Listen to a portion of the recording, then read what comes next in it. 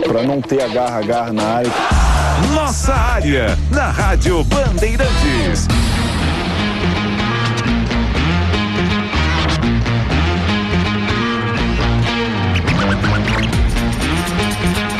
E o nosso contato aqui na Rádio Bandeirantes é com a repórter Alessandra Alves, que acompanha tudo sobre a Fórmula 1. Fórmula 1 que está próxima de ser retomada, né? Tivemos 5 corridas canceladas por conta da pandemia do coronavírus e a primeira prova vai acontecer no dia 5 de julho na Áustria, ou seja, daqui a pouco. Tudo bem, Alessandra? Como é que vai? Boa noite. Boa noite, Gui. Boa noite a todo mundo ouvindo aqui a Rádio Bandeirantes. Pois é, a crise de abstinência dos fãs de Fórmula 1 está chegando ao final. Agora a gente já pode dizer, semana que vem começa o campeonato da Fórmula 1 de 2020.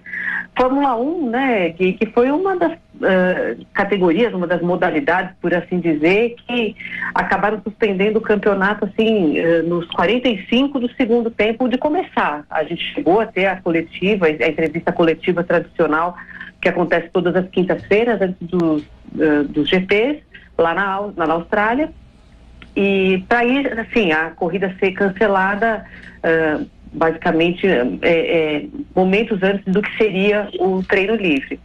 E aí sim, foi cancelada, isso daí foi lá no começo de março, 15 de março, né, na primeira quinzena de março, ficou suspensa até agora, quando há algumas semanas teve a definição de um calendário ainda resumido, com 8 corridas para começar, e finalmente começa a semana que vem, 5 de julho, primeira corrida no Grande Prêmio da Áustria, que é o chamado Red Bull Ring, na cidade de Zeltweg. Zeltweg é coisa de antigo, né? Acabei de demonstrar a idade agora, né? Na verdade, Spielberg, né? Mas é isso aí. Então, dia 5, finalmente agora vai começar, né? A Fórmula 1 2020. Tudo bem, Ale? Vinícius Bueno. E aí, Vinícius, tudo bem? Boa noite. Tudo bem, ótima noite, sempre bom falar contigo, e que bom que teremos essa retomada já numa pista que normalmente sempre tem ali corridas muito emocionantes, né, que é essa da Áustria. O Ale, eu queria te perguntar sobre a expectativa de retomada dos pilotos, porque claro que acho que eles nunca ficaram tanto tempo assim sem pilotar. E eu tô particularmente viciado no YouTube, né? Naqueles streams que o Leclerc tem feito. A gente sabe que alguns pilotos têm, na medida do possível, treinado da maneira que dá, que é essa maneira virtual. Inclusive o Leclerc ali acaba enfrentando alguns outros jovens pilotos também. Você acha que isso pode trazer alguma vantagem para quem não se desligou totalmente, né? E na medida do possível fez algum tipo de treino nesse momento de pandemia? Eu acho que sim. Na verdade, o treino do piloto de Fórmula 1 hoje, ele é separado em 2 treinos muito diferentes. Do treino físico, a gente sabe que os pilotos de Fórmula 1 já de muitos anos para cá, eles são atletas. Sim. São pilotos, são esportistas que se preparam do ponto de vista cardiovascular, muscular não dá nem para dizer, porque eles são tão magros, tão secos, né, que na verdade o foco deles sempre é reduzir bastante o peso, porque isso daí inclusive ajuda na composição do peso total do carro. Então, que a gente vê sempre os pilotos buscando muita resistência, pilotos que têm uma porcentagem de gordura baixíssima no corpo e continuaram treinando. Claro, eles têm condições muito particulares para treinar, acho que todos eles ali dispõem de uma academia particular, lógico, ninguém podia estar correndo na rua, ninguém podia estar nadando, se exercitando ao ar livre, mas do ponto de vista físico eu acho que eles se garantiram. Essa questão do treino virtual, essas corridas de fórmula virtual fizeram um sucesso danado, como você falou, todo mundo ficava esperando até o dia em que a gente sabia que ia ter corrida, o Leclerc, um dos mais empenhados, mas vários outros pilotos correndo também. George Russell acabou até ganhando um campeonato, né, de fórmula virtual, mas o acesso aos simuladores não é uma coisa que dependesse desse tipo de evento competitivo. Os pilotos já de muitos anos para cá conhecem as pistas, se familiarizam com as pistas por meio desses simuladores.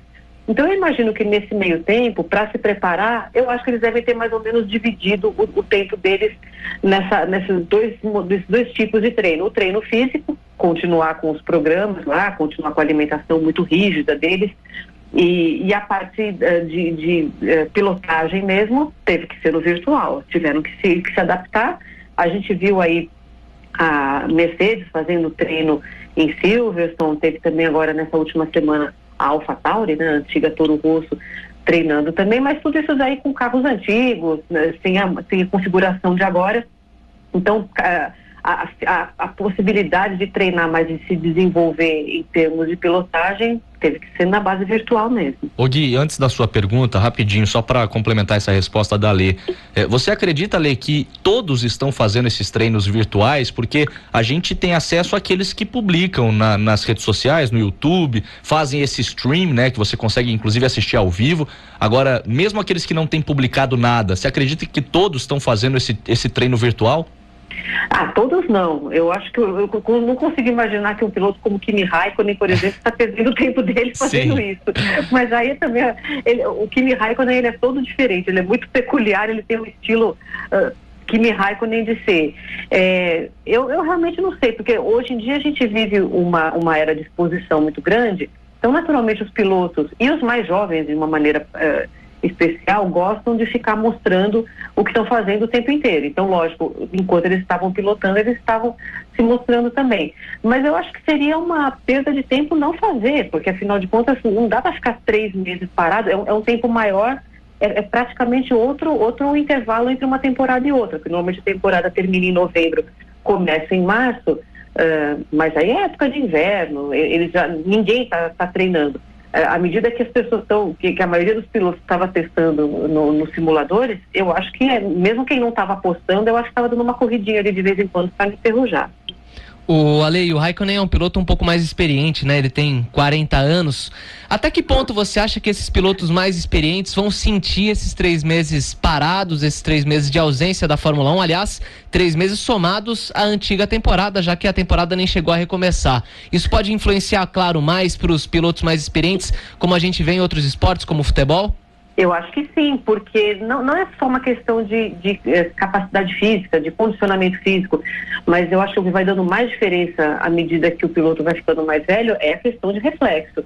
A gente viu quando o Michael Schumacher voltou para a Fórmula 1, depois de ter se aposentado, claro, eram carros diferentes, eram carros já sem controle de tração, como ele estava acostumado a pilotar, mas tinha algum tipo de desempenho que parecia faltar no Schumacher, que é típico da pessoa com já próximo dos 40 anos, que já vai perdendo os reflexos que você tem de uma maneira muito mais aguçada quando você está na faixa dos 20 e poucos anos.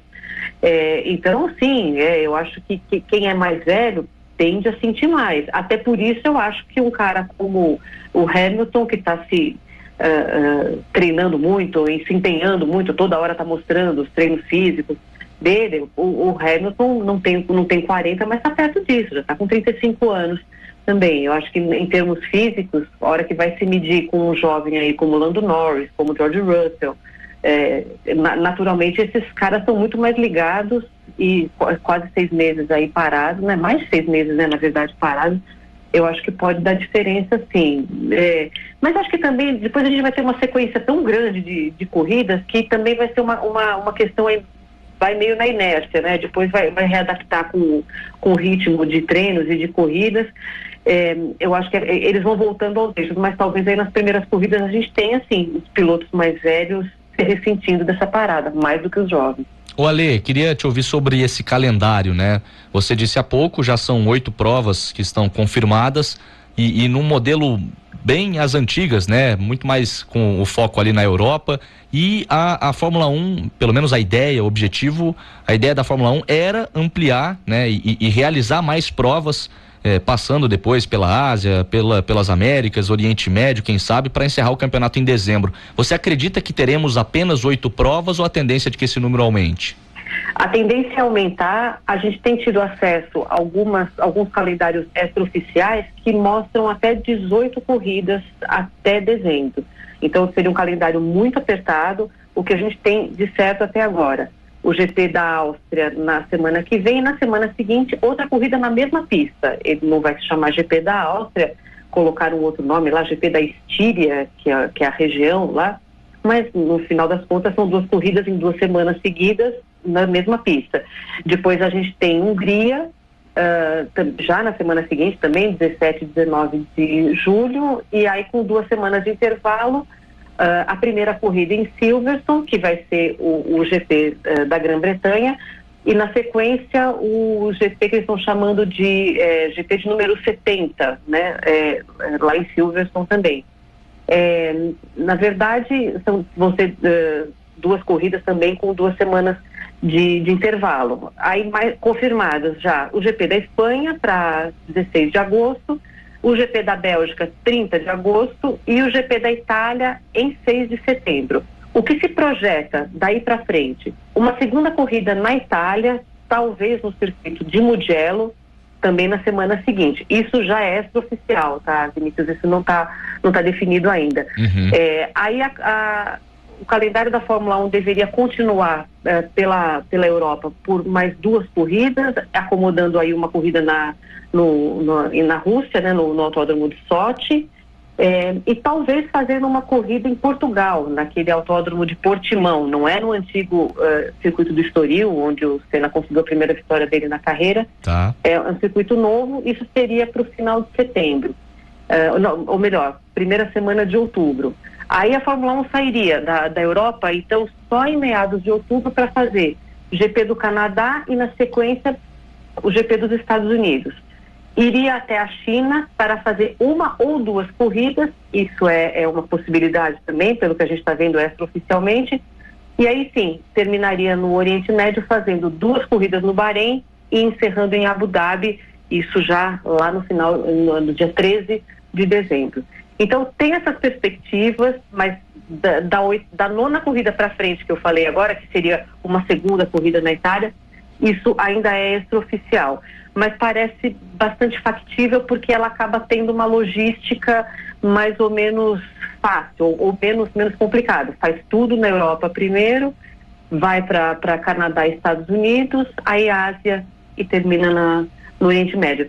Porque é uma complicação, porque além da questão logística toda da Fórmula 1, a gente sabe que as equipes se preparam a ponto de terem sempre tudo em dobro, né? Quer dizer, lógico que não necessariamente os carros, mas em termos de peça, em termos de mobiliário para box, todo o material de promoção, então os banners, isso tudo, normalmente quando quando a gente está chegando num GP, tem uma parte grande dessa estrutura da Fórmula 1 já indo para o GP seguinte. Então, quer dizer, ela já tem uma logística muito complicada.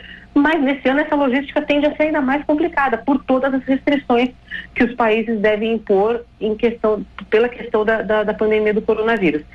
Então, eu acho que essa logística que a gente sempre viu a Fórmula 1, né, buscar fazer algo mais lógico, né, não ficar com muitas idas e vindas entre os continentes, dessa vez ela é imperativo. Eu acho que para ter a Fórmula 1, para eles conseguirem aprovar esse calendário com 18 corridas, ela vai ter que seguir essa logística bem mais radical. Nós estamos conversando aqui na Rádio Bandeirantes com a Alessandra Alves, repórter do Grupo Bandeirantes de Comunicação, que cobre a Fórmula 1. Ô Ale, e como é que vai ser a situação sanitária, né? Claro, Fórmula 1 é um esporte que você pratica muito distante dos outros pilotos, mas não vai ter torcida, a questão dos boxes. Quais vão ser as mudanças nesse quesito?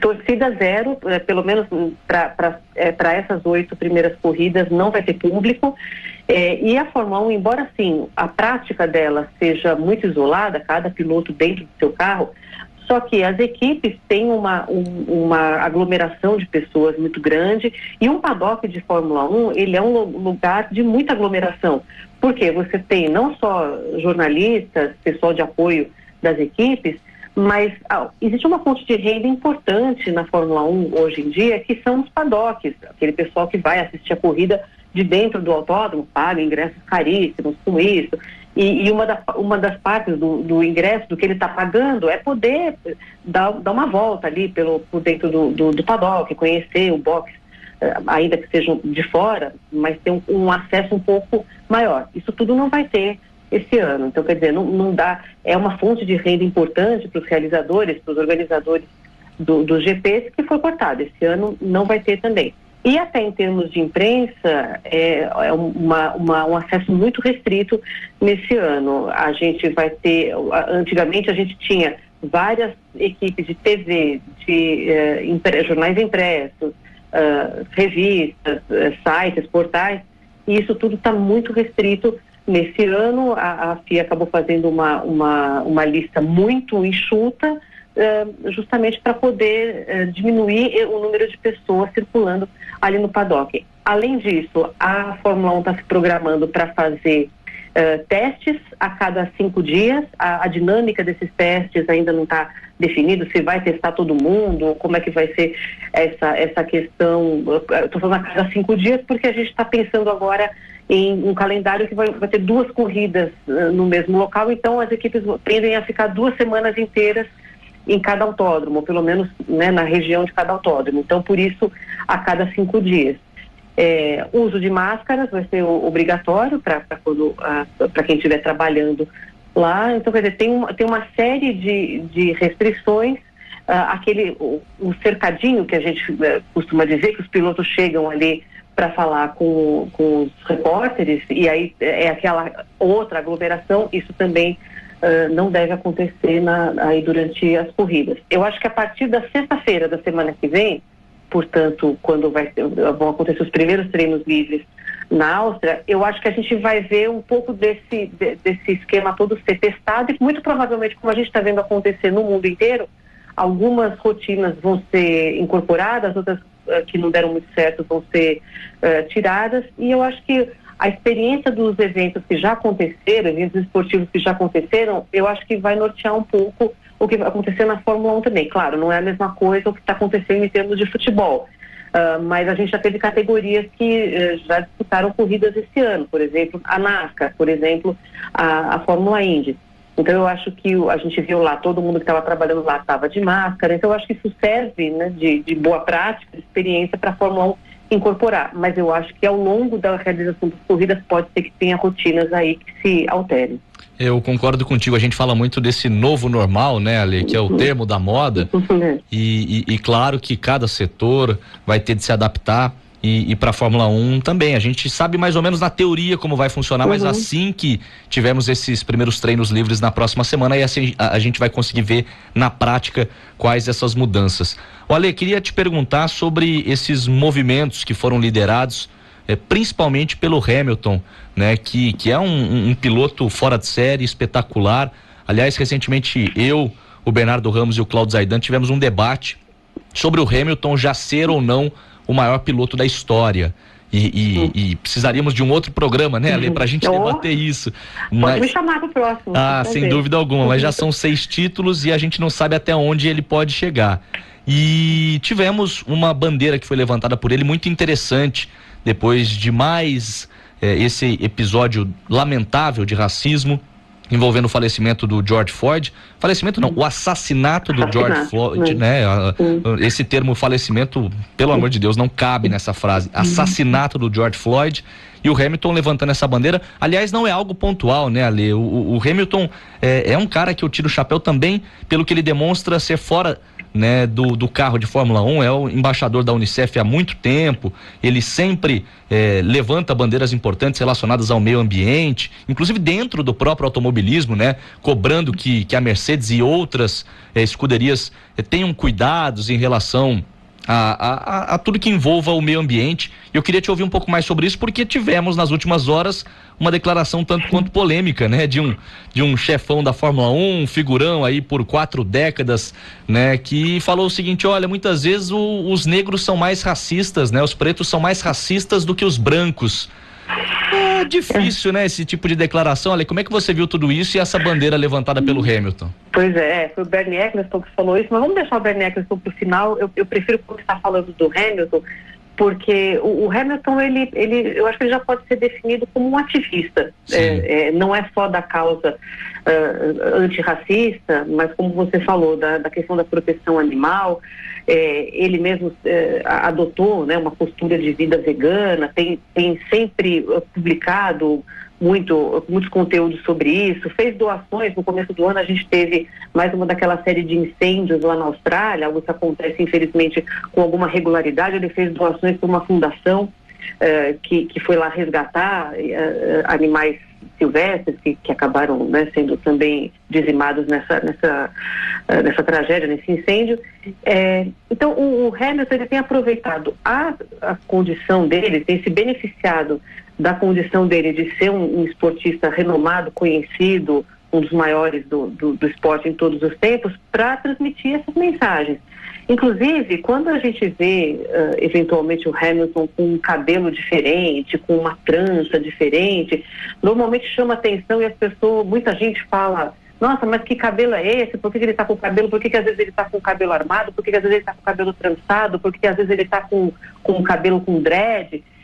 E na verdade, todas essas posturas do Hamilton, claro, obviamente tem uma questão aí de vaidade pessoal, mas cada vez que alguém vai perguntar isso para ele fala: não, esse cabelo é da etnia tal, do povo tal, de tal região da África. Quer dizer, ele faz do próprio corpo dele um instrumento de divulgação e de valorização da raça da qual ele é descendente. Ele tem um trecho de um poema chamado Still I Rise, de uma poetisa norte-americana, Maya Angelou, que é um dos maiores símbolos, ela e o poema dela, da luta antirracista nos Estados Unidos. Então, não é de agora, não é depois do assassinato do George Floyd que o Hamilton resolveu se colocar. Ele sempre se colocava de uma forma contínua e sempre colocando também que não era só discurso, mas que ele também ajudava e contribuía com doações, etc., para essas causas. Quando aconteceu o assassinato do George Floyd, ele fez várias postagens, e uma dessas postagens ele dizia: é uma vergonha que um esporte como a Fórmula 1, um esporte que é mundial, um esporte que é transmitido e tem fãs no mundo inteiro, portanto fãs de todas as raças, de todas as culturas, não se coloque contra o que está acontecendo. Essa foi a senha para que vários pilotos se posicionassem também, repudiando o que tinha acontecido, o que aconteceu nos Estados Unidos com o assassinato do George Floyd. E mais do que isso, institucionalmente, a própria Fórmula 1 colocou várias equipes, como a Mercedes, do próprio Hamilton, também se insurgiram e demonstraram o seu repúdio a isso que tinha acontecido. Na sequência, né, agora no começo dessa semana, a Fórmula 1 apresentou um projeto, um conceito de diversidade. É um arco-íris, acabou sendo uma coincidência feliz, né? Quer dizer, foi muito bem pensado para apresentar o arco-íris nesse mês, no mês de junho, né? Que é o mês contra o preconceito LGBT. Mas esse arco-íris, na verdade, é um detalhe interessante que, se a gente for olhar, são as cores das próprias equipes da Fórmula 1. Sim. Foi muito bem sacado isso também. E foi uma feliz coincidência, né? Também, como você bem disse. Exato. E esse programa de diversidade, eles começam falando, eles dizem que eles vão levantar várias bandeiras. A primeira delas vai ser relacionada à Covid-19, que faz todo sentido, né? Então, quer dizer, mostrar de que maneira essa pandemia atingiu de forma diferente vários países do mundo e de que maneira as populações mais desfavorecidas, como sempre, foram as mais atingidas, e de que maneira a Fórmula 1 vai se colocar em relação a isso. Não ficou muito claro, mas enfim, eles vão mexer nesse assunto, eles vão se posicionar sobre esse assunto, com a promessa ou com o planejamento de mexer em outras questões, como a questão racial, como a questão anti-homofobia, como uma questão ultra relevante, que é da inclusão feminina na Fórmula 1.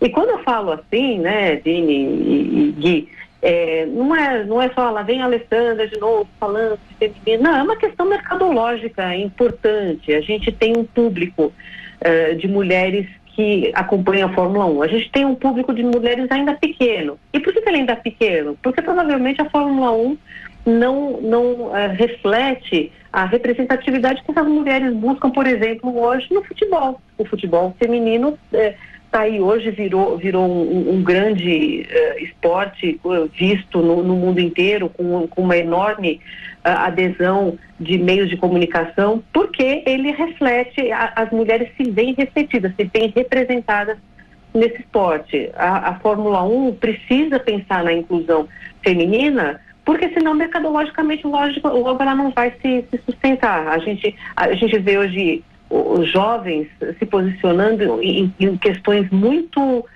ligadas à Fórmula 1, por exemplo, a questão de carro, né? A questão da posse do carro. Nos anos 50, 60, 70, quando a gente pensava numa indústria automotiva pujante, onde o sonho de qualquer jovem ao fazer 18 anos era ter o seu próprio carro, era fazer autoescola para ter a carteira de habilitação, isso já é um valor diferente para as pessoas hoje em dia. Não é que as pessoas não querem andar de carro, não é que as pessoas não gostam de carro, mas as pessoas querem querem ter mobilidade, querem ter possibilidade de se mover pela cidade sem necessariamente adquirir um carro. Então, os valores foram mudando muito, e hoje em dia um jovem dificilmente vai se atrair por uma categoria que seja dominada apenas por homens brancos europeus. Então, a questão da Fórmula 1 ser mais diversa, ser mais inclusiva, ela não é uma bandeira de um grupo, ela deve ser uma bandeira de quem gosta da Fórmula 1, para que a Fórmula 1 continue existindo. Então, essas bandeiras todas que o Hamilton apoia, que a Fórmula 1 entendeu que do ponto de vista de penetração no público, de aumento de interesse, tinha que apoiar também, isso é o pensamento moderno, isso é o pensamento século XXI. Um pensamento século XIX ou XVIII, sei lá, é achar que esse discurso é um discurso desprezível, é achar que, mas veja bem, como disse Bernie Eccleston, é um assunto, mas puxa vida, tem muito negro que é mais racista do que branco. Ô, Ale, o problema nessa discussão é sempre o mas, né? É sempre o porém, porque... Não tem mais, Não né? tem mais. E normalmente as pessoas começam, a causa é importante, mas aí se perde, né? Pois é, porque vai desqualificar, e esse tipo de frase que ele disse, ela na verdade, ela é autoexplicativa, porque o comportamento eventualmente racista de um negro, né? Ou hoje em dia eu como não tenho lugar de fala nessa questão, eu falo um negro ou um preto, porque eu sei que há correntes que preferem uma ou outra denominação, mas quando se diz o negro é racista, esse negro está refletindo uma cultura opressora de séculos e séculos em cima dele. Então, a gente não pode justificar que o racismo continue existindo, porque a gente conheceu em algum momento da nossa vida algum negro / preto que fosse racista, porque ele provavelmente estava refletindo uma cultura toda inadequada, disfuncional, da qual ele mesmo foi vítima, e ele está usando armas que foram usadas ancestralmente contra um povo inteiro. Então, não vamos dar atenção para uma fala de um senhor, né, nonogenário, acho que é assim que fala, né, que vai fazer 90 anos agora, mas não é pela idade, né, mas é pelo fato de que ele está parado no tempo, ele não se... Eu até achei interessantíssimo, esses dias eu estava lendo uma reportagem sobre uma série que já acabou faz tempo, Friends, né, nos Estados Unidos, que ela é hoje vista como uma série racista porque ela não tinha inclusão, ela não tinha pessoas de outras raças senão pessoas negras. E a produtora da série, uma das principais criadoras, hoje, 20 anos depois, 25 anos depois do início dessa série, ela fala, tem razão, se eu soubesse naquela época que eu sei hoje, a série seria diferente. Então, acho que a gente tem que ter essa humildade. Exato, né? E que bom que algumas pessoas têm essa consciência de receber uma crítica e falar, pois eu fiquei em casa pensando e tem razão. Antes eu tivesse tido o conhecimento que eu tenho hoje há 10, 15, 20 anos atrás. Né? Evolução das pessoas. Não é vergonha a gente ter... É óbvio que ninguém quer errar. É óbvio que eu acho que quando alguém se dispõe a fazer um trabalho, a gente se dispõe a fazer da melhor maneira possível. Mas a gente tem uma bagagem de conceitos, uma bagagem de preconceitos mesmo, que às vezes a gente acaba carregando naquilo que a gente faz, e depois você revê e fala, não estava certo. Então não é por ter idade, não é por ter feito algo 20, 30 anos atrás, a gente tem que se ater a isso, né? Quer dizer, é uma mentalidade retrógrada. Está cheio de pessoas aí com mais de 60, 70, 80 anos que tem essa capacidade de evoluir. Acho que todo mundo tem que ter. E a Alessandra Alves é a pessoa que mais entende de Fórmula 1, pelo menos que eu conheço, que consegue transparecer tudo, que consegue especificar tudo, né? Explicar tudo pro ouvinte, para quem quer que seja. Ale, um beijo para você e bom final de semana. Obrigado por atender a Rádio Bandeirantes, viu? Um beijo para vocês dois, um beijo para todos os ouvintes dessa rádio, da qual, antes de tudo, eu sou ouvinte há muitos anos. Obrigada, bom final de semana para todos, pessoal. É matador dentro da área. Nossa área, na Rádio Bandeirantes.